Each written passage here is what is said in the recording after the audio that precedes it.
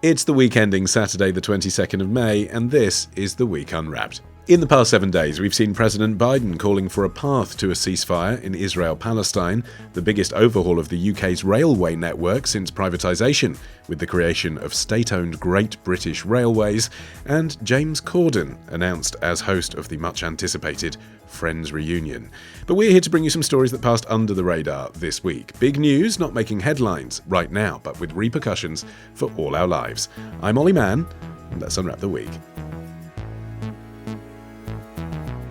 And joining me today from The Week USA, we have Jessica Hullinger, from The Week Junior, editor Felicity Capon, and the man who's never knowingly underinformed, science correspondent from The Economist, Alok. Jess, you are up first. What do you think this week should be remembered for? A big brouhaha over breast milk. It has a lot of different names, but it's basically what they call forever chemicals. They're long-chain fluorocarbons designed to withstand any kind of breakdown. Filmmaker Mark Ruffalo talking to Vox in a video called How Forever Chemicals Polluted America's Water. That was posted last year. Jess, thank you for making us all feel so anxious right at the top of the show. What's happened this week? A new study has come out in the Environmental Science and Technology Journal saying that women in the U.S. have what are called these forever chemicals in their breast milk. And the researchers say that the levels of these chemicals in the milk that they have found are alarming and worrying, and that women, could be possibly poisoning their babies by breastfeeding them, more or less. So what is a forever chemical? And what danger could it be doing to a baby's health? So forever chemicals are chemicals that were designed basically to withstand weathering and breakdown. So they don't break down. They build up, they remain in the environment, and they build up in the human body as well. And they've been around for years and years, since about the 1930s. And they are in a lot of things. So they're in everything from like non-stick Teflon pans to food packaging to flame retardants.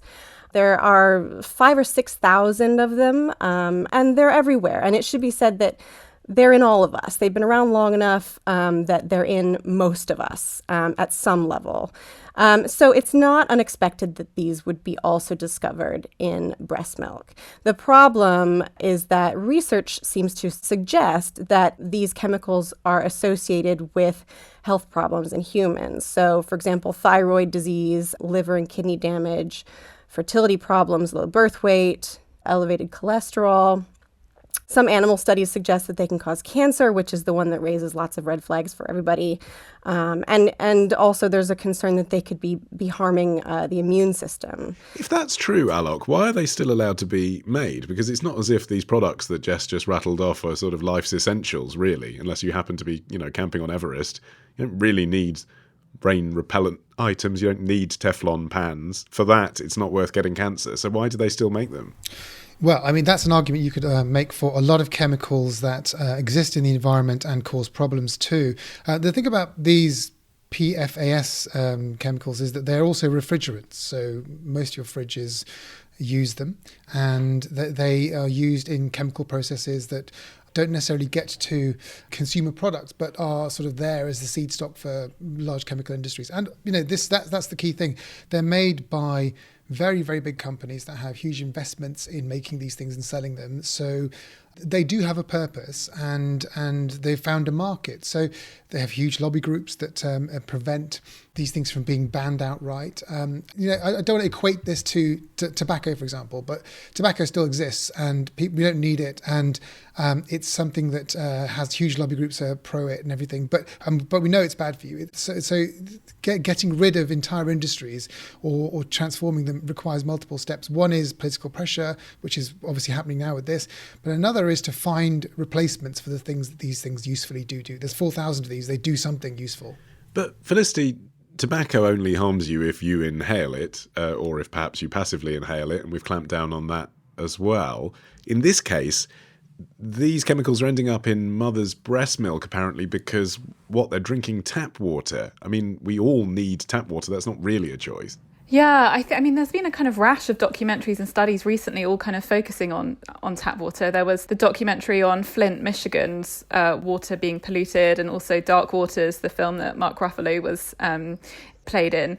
And it is always really shocking that you think of water as such a basic necessity for life and a right to clean fresh water, that it seems so shocking when you find out that it is water systems that are being polluted. And it's, you know, like you said, tobacco is sort of like you're most likely making an active choice to do something that you know is detrimental to your health, but drinking water and that getting into your breast milk seems so outrageous that even such an essential component of life could be compromised in that way.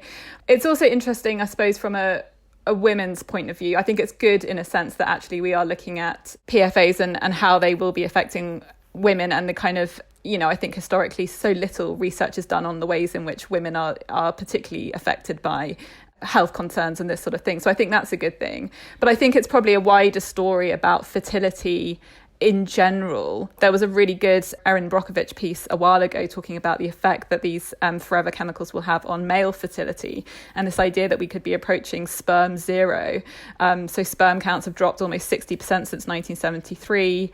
Sperm counts could reach zero by 2045, and they are linking that as well to forever chemicals being found in men's bodies. So I mean, that's also absolutely terrifying. I know now that whatever happens at the end of this recording, the phrase that's going to be lingering in my brain for the next week is sperm zero. Thanks for that. I can feel the hashtag already. You're welcome. You're welcome. I mean, Jess, what are Americans supposed to do with this information, though? Because there's already a bit of distrust of tap water, isn't there, in your home nation? Something that I think a lot of Europeans find kind of amusing or weird about Americans is, I mean, there's a whole Curb Your Enthusiasm episode about how you can't serve tap water at dinner parties, isn't there? But this sort of explains why. If this kind of news story is going around, I don't blame Americans for feeling dubious about it. Sure, yeah, I can totally understand as well. And I will say also that when I read this piece that was initially reported in The Guardian with quite a sensational headline, I was completely alarmed. I was like, I'm never drinking tap water again. It's bottled water only for me. And you're right. What can they do other than swear off water entirely? You can install like a filtration system, but those things are expensive, and you sort of have to accept that these are everywhere. They are unavoidable. And so one thing I wanted to touch on, which is what Felicity brought up, which is sort of the women's issue here. What I don't love about this is that it alarms mothers who, in many ways, are already being pressured from all sides of every spectrum. Breastfeed, don't breastfeed, do it in public, don't do it in public, bottle feed, blah, blah, blah. Like, it's really, they're already under quite a lot of pressure. And if you're going to put a study out there that says that breastfeeding women could possibly be harming their children by doing the thing that a lot of advocates say is the best possible thing they can do for their children, that's really difficult, and especially when there's not much that they can do to fix the problem. It's really hard to even get your breast milk tested for this stuff. And I wanted to touch on whether or not this is actually something to be alarmed by, because while it's scary to say, yes, there's chemicals in your breast milk, I want to talk about the levels here, right? So these chemicals are measured in parts per trillion, which is a very fancy term. But the way that The Guardian puts it is they say 1 part per trillion is the equivalent of 1 grain of sand in an Olympic-sized swimming pool, okay? There are no federal regulations here on this, but the EPA advises no more than 70 parts per trillion in drinking water, okay? This study has found levels in breast milk ranging from 50 parts per trillion to 2,000 parts per trillion. 2,000, scary number. However, I want to talk about the average. The average was 121 parts per trillion, right? EPA says 70. 121 parts per trillion. It's over. Certainly it's over. But that's the median. It's not alarmingly over. And also, I wanted to say that the other thing I wanted to bring up, Olly, because I know that this is alarming, and I'm not saying we should not be worried about chemicals. I think we should. But I also want to say that this study was relatively small, right? So it was 50 women. And when you're looking at a statistically significant study here, you want to see a slightly higher number than that. Ideally, you want to see about 100 people in a study for it to be representative. So 50 is quite small. But the bottom line, though, I mean, Alok, presumably some scientists were consulted to come up with this number that, even in Jess's less scary median example, has been surpassed. So they chose a number based on what is safe, and that does imply that this is unsafe. No, it's not quite as simple as that. I mean, I think there's a lot of man-made chemicals are in the environment already. They do all sorts of things, we think, to wildlife and people. Some of them don't break down, and it's just a factor of our very modern lives. This is what we use. Pollution in the air from cars is another one that is in a lot of people's brains, and of course we should worry about them, and of course we should be concerned about them, but it's very hard to work out what a safe level of any of this is because you can't do experiments with them. So what you have instead is correlations, and so it's worrying to note that something that never breaks down is accumulating within you. But is that going to shorten your life? We don't know. When people say that things are carcinogenic, everything is carcinogenic. I mean, literally everything is carcinogenic at some level. It's all about the dose, as Jess said, and the dose in this case is very low, but it doesn't mean that we should take our eyes off it. But you shouldn't also worry because, I kind of always find myself saying this, but yes, these chemicals are there forever and we should try and find replacements for them. And they're probably not good for you in the very long term at population levels. And there's probably some people who are very vulnerable, definitely. But of course, the more dangerous thing you can do is breathe in smoke or go outside and drive in a car or any of those sorts of things. And in terms of the environment, yes, we're actually leaching this stuff into the environment and causing populations of animals to suffer as well. And that's probably the bigger concern for things like this for me. It's not humans, it's wildlife habitats, it's disrupting food chains, all of that sort of stuff, which I find much more disturbing. Well, Felicity, Alok says, we're putting this stuff out into the environment, but actually it's not we, generically, as Alok meant it. It's actually private companies, isn't it? And what's going to happen if this does seem to be as alarming as it might be, is a socialised solution to a private company having profiteered on the basis of selling saucepans that you can run water off. But when you say private companies, we've bought that stuff. That's how it gets into the environment. So we've bought all the products, and then from there it goes into the environment. But if we knew, there was a lady who's interviewed in that Vox video that Jess put forward as her clip, who says, if I had the information that having anti-stain carpet would lead me to get cancer, then I'd make a better choice as a consumer. I'm not being presented with that information. Yeah, definitely. I think that's information to have. But it's impossible to... I think it's pretty much impossible to avoid all chemicals. But my point, Felicity, is we all, or American public, are going to be paying for it, not the companies that cause the problem. Well, we're paying for it as a society, right? We're paying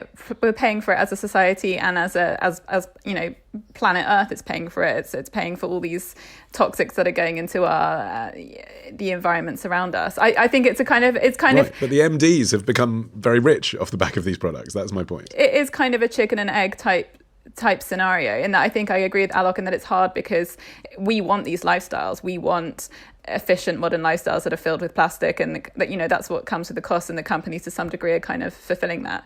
I do wonder though, just going back to Jess's point about how harmful this actually is, I'm no expert on this, but I would also have thought that breast milk is always going to be more healthy and nutritious and better for a baby than formula milk. And again, I don't want to fall into the trap that Jess was suggesting that, whatever you do as a mother, you're going to get criticized, basically. But I would have still wondered whether there could be like a knee-jerk reaction to a sensationalist headline that a load of mothers will then switch to formula. And if that formula is actually then, and again, I'm no expert and I don't want to criticize, women who use formula, but whether there would be a knee-jerk reaction. And also, for the companies that make formula, they might be rubbing their hands with glee and saying like, brilliant, mothers stop using breast milk and start using our formula instead. Right. And how do you mix formula? What do you put in it to make it liquid? Water. That's right. So again, there's no win here, is there? It's worth mentioning who paid for the research as well, isn't it, Jess? So I don't know that they paid for the research, but yeah, there's a bit of a red flag here. So one of the co-authors on this study is the science director of a nonprofit called Toxic Free Future, which is pushing quite hard to get chemicals out of industry. So again, another sort of red flag with this study for me that I found a little bit it just made me think twice about it. Okay, Felicity, I'm coming to you next after this.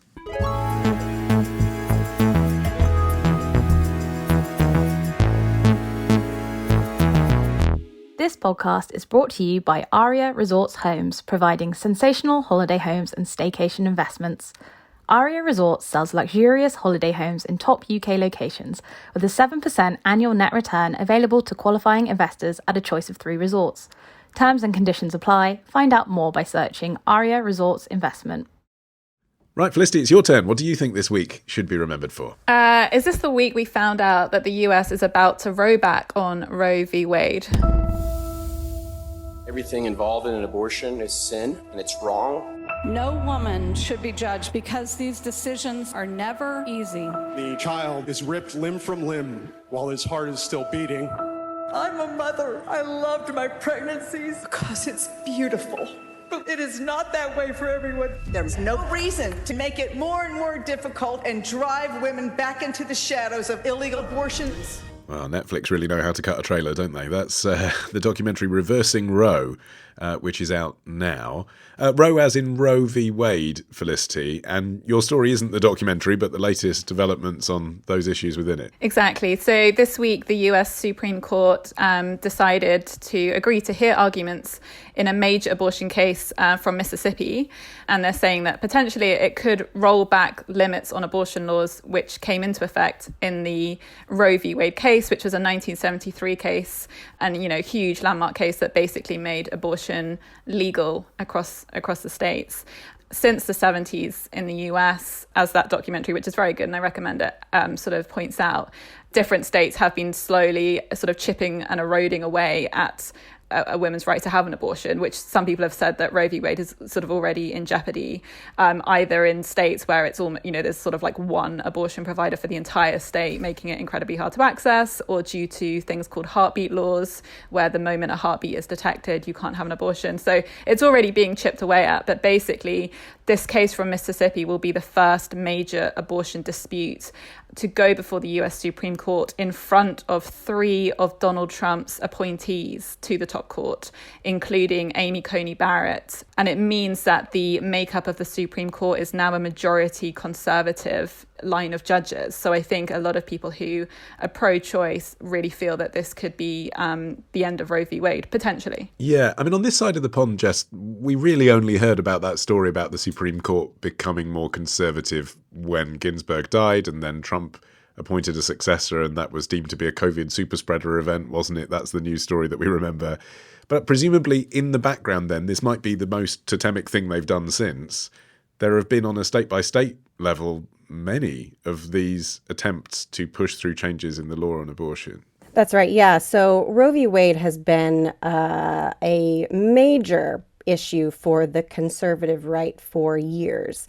And it has been the goal of many Republicans and many Republican states to bring about these really tough abortion laws that essentially purposefully go against the constitutional right to an abortion in order to raise the issue up through the courts so that the Supreme Court would be asked to then address the issue, right? Which increases the chance that the Supreme Court would then say, we're going to knock this down entirely. So this has been a really long-standing and a long thing coming. It's been coming for a long time. And that's why you see, as Felicity mentioned, these really restrictive laws. For example, this week, Texas brought one in that's a heartbeat bill that basically says you can't have an abortion or provide an abortion to anyone whose baby has a heartbeat that can be detected. And for many women, this is before they even know that they are pregnant. It happens at about 6 weeks. And regardless of whether that baby's come about through sexual assault or whether there's any abnormalities? I think there are some exceptions. I don't know for sure, but I don't know how deeply we want to get into it, but this is clearly not meant to be.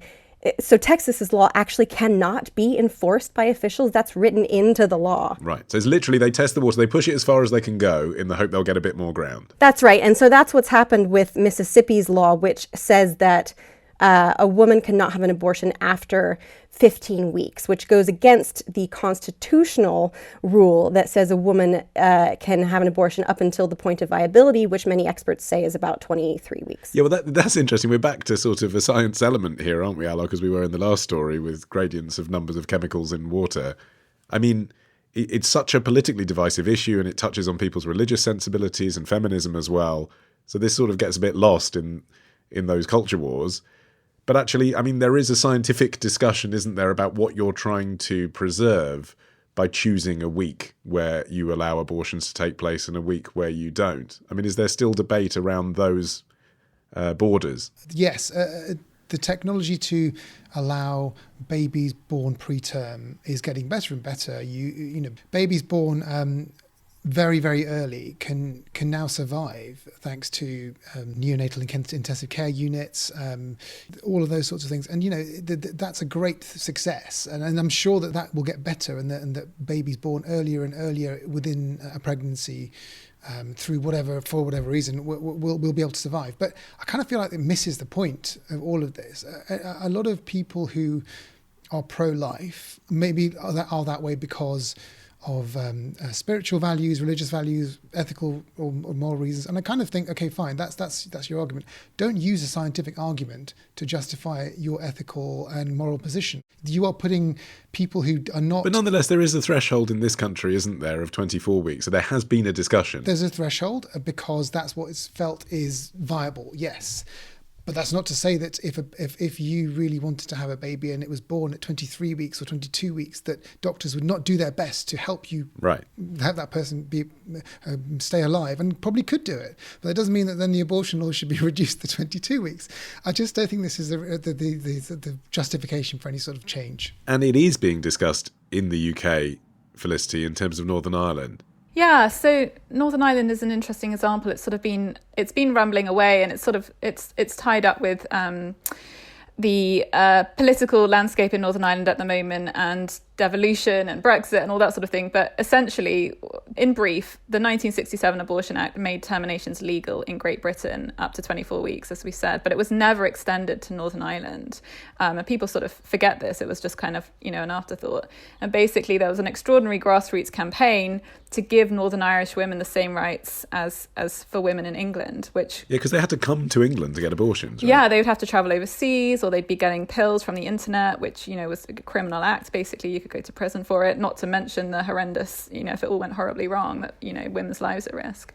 But basically, it culminated in Westminster forcing the decriminalisation of the procedure in 2019, so really, really recent.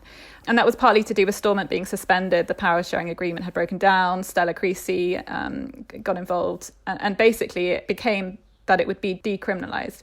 Yada, yada, yada. To cut a long story short, basically, we've kind of got to the point in recent months where even though both the sort of main parties, the DUP and Sinn Féin, actually are, and the DUP especially, are very unhappy about abortion, and they're very unhappy about interference from Westminster. So they don't like it at all. But essentially, you should be able to get an abortion now. But there's a sort of row that's taking place because the services just aren't there. They haven't been commissioned, and it is a real struggle to get an abortion in Northern Ireland.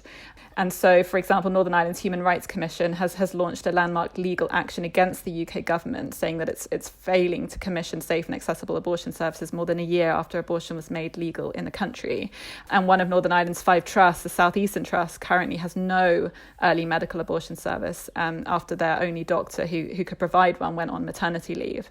So that's also something that's going on in the US, is the idea of like abortionists, whether there are a few people who are prepared to do it, even if you're allowed to do it, do you have the people willing to do it and the medical know-how, et cetera, et cetera. And meanwhile, women are suffering, basically. And that's, I don't want to make a grim prediction, but that's basically never going to change, is it, Jess? I mean, it's a weird comparison, but it's fresh in my mind because of what's happening in Israel at the moment in the news.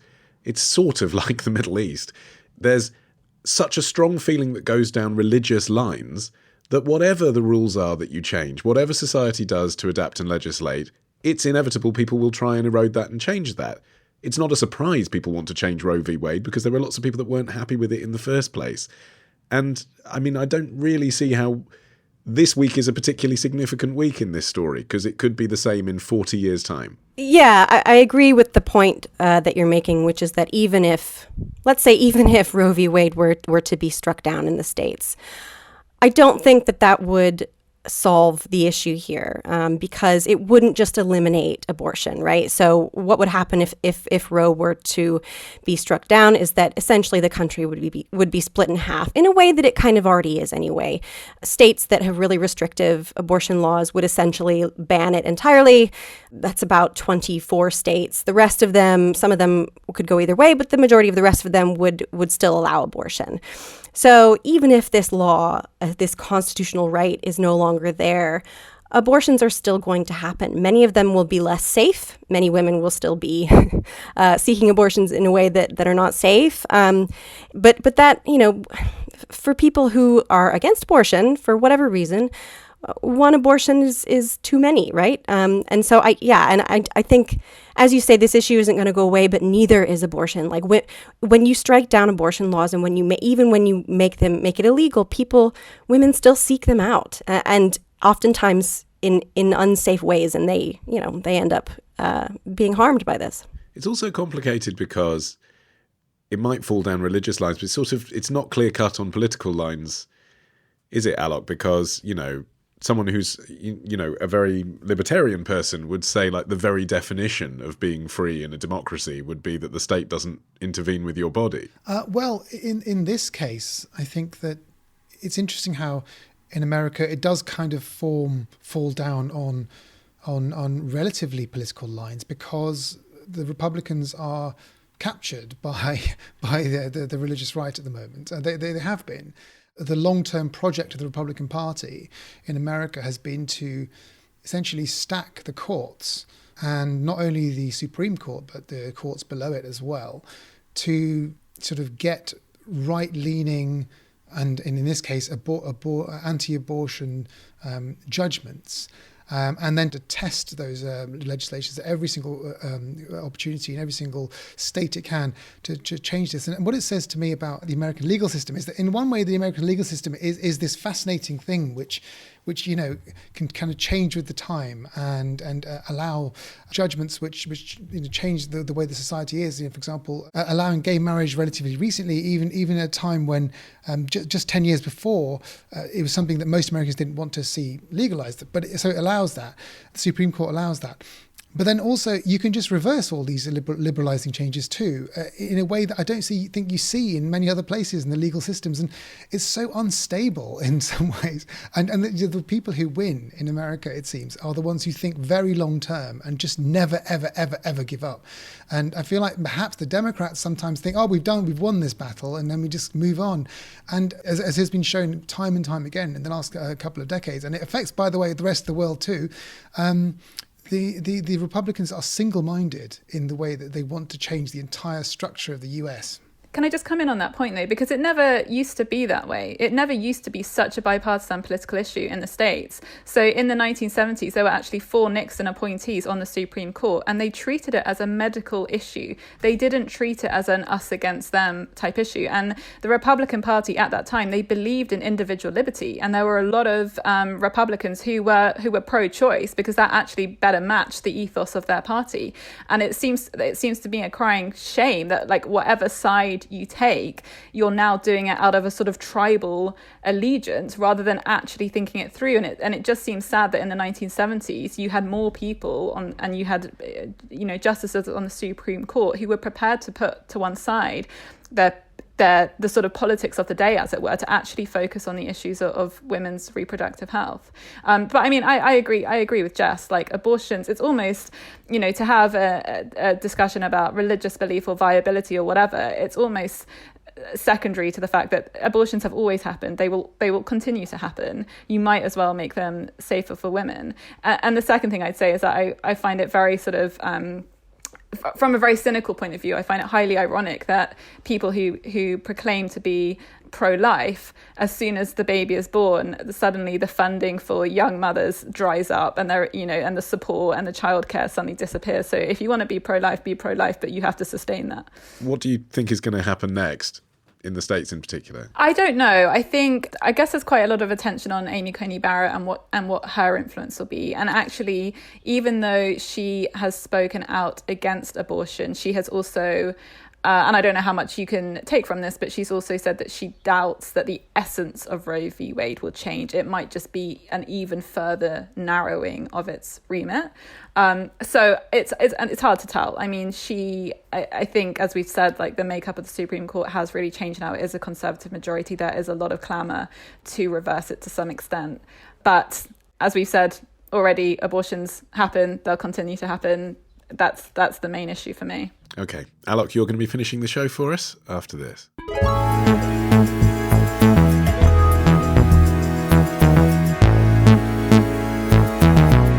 Alok, you're finishing the show. What do you think this week should be remembered for? A new way to breathe.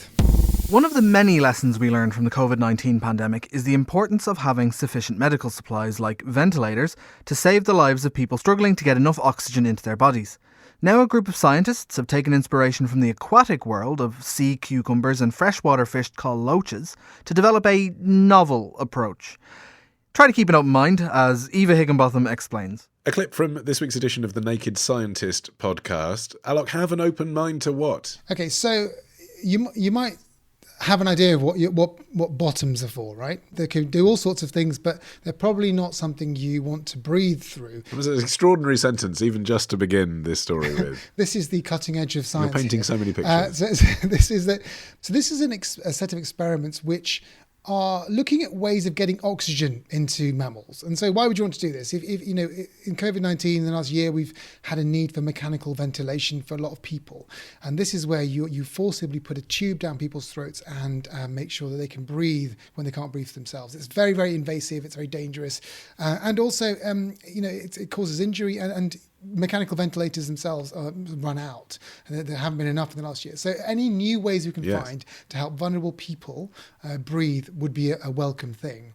And so there's a scientist in the States, Dr. Takanori Takebe, who decided to look at how certain fishes breathe. Now, fishes have lots of organs that can do more than one thing. So a fish called a loach has gills to take oxygen from the water, like every other fish.